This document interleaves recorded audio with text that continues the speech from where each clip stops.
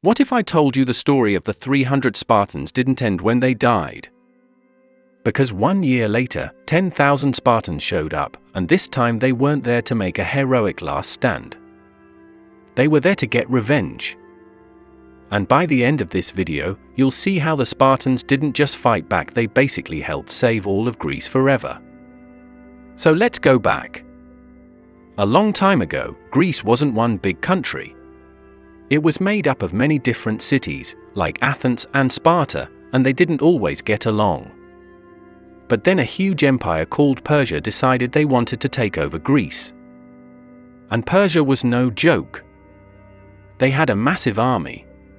Tons of soldiers. Tons of horses.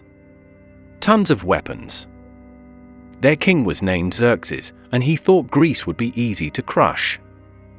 That's when the Spartans made one of the most famous stands in history. At a narrow mountain path called Thermopylae, King Leonidas of Sparta took about 300 Spartan soldiers, along with other Greek fighters, and blocked the Persian army. Imagine this like a tiny group of kids standing in a hallway, stopping a giant crowd from running through. For a few days, the Greeks held them back. But eventually, the Persians found a way around the mountain path, and the Spartans were surrounded. Leonidas and his 300 Spartans fought until the very end. They all died. And when people hear that story, they usually think, that's it. The Spartans lost. But here's what's crazy. They didn't lose in the way you think. Because what they did was prove something important. The Persians could be stopped. Even if they were bigger. Even if they were stronger. Even if they had more soldiers. The Spartans showed Greece that Persia wasn't unstoppable. And that inspired everyone. After Thermopylae, Persia marched forward and attacked Athens. They even burned parts of the city. It looked like Persia was winning. But the Greeks didn't give up. Athens had a powerful navy, which means they had lots of warships. And soon, the Greeks tricked the Persian navy into fighting in a narrow water area called Salamis. And guess what? The Persians lost a huge number of ships. This was a big problem for King Xerxes. So Xerxes got nervous and decided to leave Greece and go back home. But he didn't give up completely. He left his general, a commander named Mardonius, in Greece with a strong army to finish the job. Basically, Xerxes was like, "All right, I'm going home, but you guys stay here and destroy Greece." Now at this point, Greece was scared. Because Persia still had a lot of soldiers. And Mardonius was smart. He tried to convince some Greek cities to join Persia. Because if the Greeks started fighting each other again, they would lose. But here's where it gets interesting. The Greeks didn't fall for it.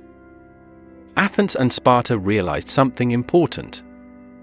If we don't work together, we're done. So Sparta finally decided to go all in. And when Sparta goes all in, it's terrifying.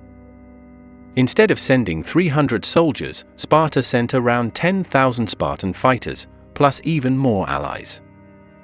That's like if a school bully beat up one kid and then the next day, the kid comes back with 10,000 older brothers. And these Spartans weren't normal soldiers. Spartan boys trained for war from childhood. They were trained to stay calm, even when things were scary. They were trained to fight as a team, not as individuals. And most importantly, they were trained to never run away.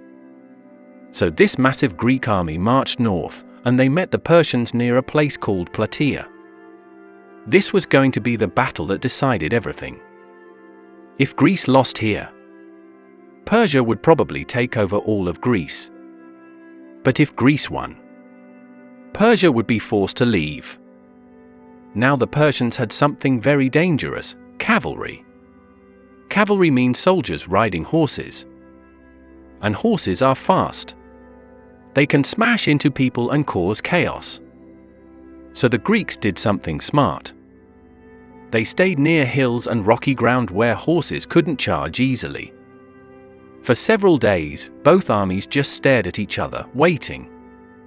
Imagine two huge groups of kids in a playground, both ready to fight, but nobody wants to make the first move.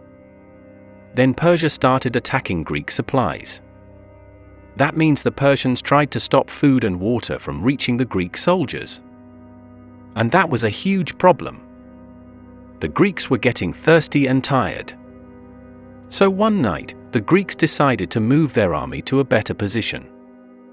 But it was dark. And moving thousands of soldiers at night is messy. Some groups moved too early. Some moved too late. Some got confused and ended up in the wrong spot. By morning, the Greek army looked disorganized. And when the Persian commander Mardonius saw this, he thought the Greeks were running away. He thought they were scared. So he shouted basically, "Charge! Now!" And the Persian army rushed forward, ready to crush the Greeks. This was Persia's chance to win. But the Spartans didn't panic. They formed up and got ready. Now let's talk about how Spartans fought. Spartans were hoplites, which means heavy soldiers with big shields and long spears. Picture a line of warriors standing shoulder to shoulder. Their shields overlap like a wall. Their spears stick out in front like spikes. It was like a moving fortress. Persians were brave, but many of them had lighter armor. Some had smaller shields. And many used bows and arrows. So the Persians shot arrows at the Spartans. But most arrows bounced off their shields and armor. Then the Persians tried to rush in close. But that was a mistake.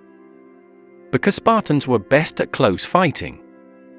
When the Spartans pushed forward, it was like a giant metal wall slowly crushing everything in front of it. And in the middle of the battle, Mardonius himself came forward, trying to inspire his soldiers. But he got killed. And when the Persian army saw their leader fall, they started to lose confidence. They started to panic. Because big armies are like this. They can look super strong, but if they lose their leader, everything falls apart fast. The Persians tried to retreat to their camp, where they had walls and protection. But the Greeks chased them. And then the battle turned into a disaster for Persia. The Greeks stormed the Persian camp. Fighting was brutal. It was loud, violent, confusing. And Persia lost tens of thousands of soldiers. That day, Persia didn't just lose a battle. They lost their dream of conquering Greece. And here's something even crazier. Around the same time, the Greeks also defeated another Persian force in a different battle called Mycale. So Persia got hit with huge defeats. After Plataea, Persia never again tried a full invasion of Greece. They were done. They were finished. And this is why Plataea matters so much. Because if Persia had won, Greece might have disappeared as we know it. Athens might never have rebuilt. Greek culture might never have spread. And the ideas that came from Greece, like early democracy, philosophy, science, and art, might not have influenced the world. So Thermopylae was the famous sacrifice. But Plataea was the victory that made it all worth it. Thermopylae was the spark. Plataea was the fire. The 300 Spartans showed Greece how to be brave. But the 10,000 Spartans showed Greece how to win. And that's the real revenge story. Not just dying heroically, but coming back stronger, coming back smarter, and finishing the fight. So remember this. The 300 Spartans became legends because they refused to give up. But the 10,000 Spartans became legends because they made sure Greece survived. And if you enjoyed this story, you're going to love the next video, because next, we're diving into how the Romans learned from Greek warfare and turned it into the most powerful army the world had ever seen. So hit like, subscribe, and I'll see you in the next one.